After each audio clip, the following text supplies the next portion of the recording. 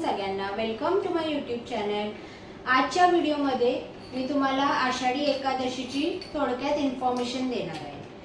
रामकृष्ण हरी मित्रांनो, आषाढी एकादशी हा महाराष्ट्रातील सगळ्या भक्तांसाठी खूप खास आहे, कारण ह्या एकादशीला देवशायनी एकादशी पण म्हणतात। लाखोच्या जनसागरात हातात टाळ मृदुंग आणि तोंडात ज्ञानोबा तुकाराम ज्ञानोबा तुकारामचा गजर करत विठुरायांच्या दर्शनासाठी निघाले आहेत। मग आज मी तुम्हाला सांगणार आहे आषाढी एकादशी का साजरी करतात, कशी साजरी करतात। मग चला सुरू करूया आजच्या व्हिडिओला। तुम्ही व्हिडिओला माझ्या चॅनलला सबस्क्राइब नसेल केलं तर सबस्क्राइब करा आणि चला सुरू करूया आजच्या व्हिडिओला।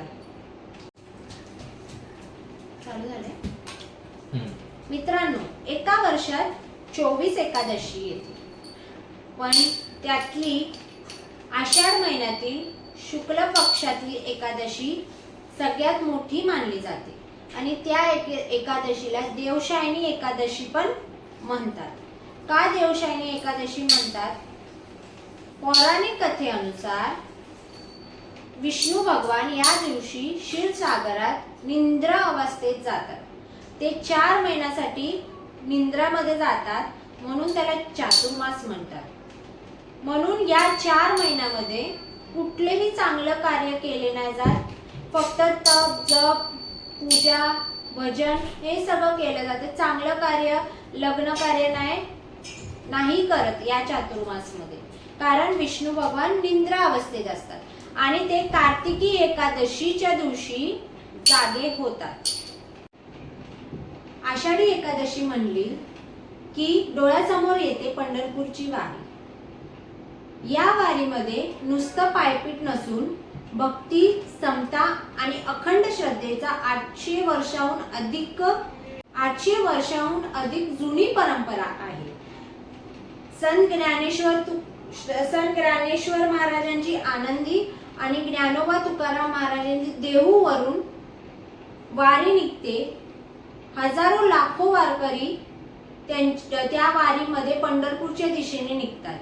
या वारीमध्ये नाही श्रीमंत गरीब जातपात काहीच बघितलं नाही जात, सगळे एकत्र या वारीत चालतात आणि ते पंढरपूरच्या दिशेने निघतात। यालाच म्हणतात माऊलींची कृपा। या वारीमध्ये कसलाही भेदभाव नाही होत, सगळे एकत्र चालतात, एकत्र राहतात, एकत्र झोपतात आणि एकत्र पंढरपूरच्या दिशेला निघतात दर्शनासाठी। तुम्ही पंढरपूरची विठ्ठलाची मूर्ती बघितलीच असेल, कडेवर हात ठेवून एका इटावर उभे आहेत। यामागे भक्त पुंडलिकाची कथा आहे। भक्त पुंडलिका आपल्या माता पिताची सेवा करत होते, मग देवाला थांबवण्यासाठी त्यांनी ईट फेकून दिली होती। त्या पुंडलिकाच्या मान ठेवण्यासाठी भगवान विष्णू आजही कडेवर हात ठेवून त्या इटेवर उभे आहेत।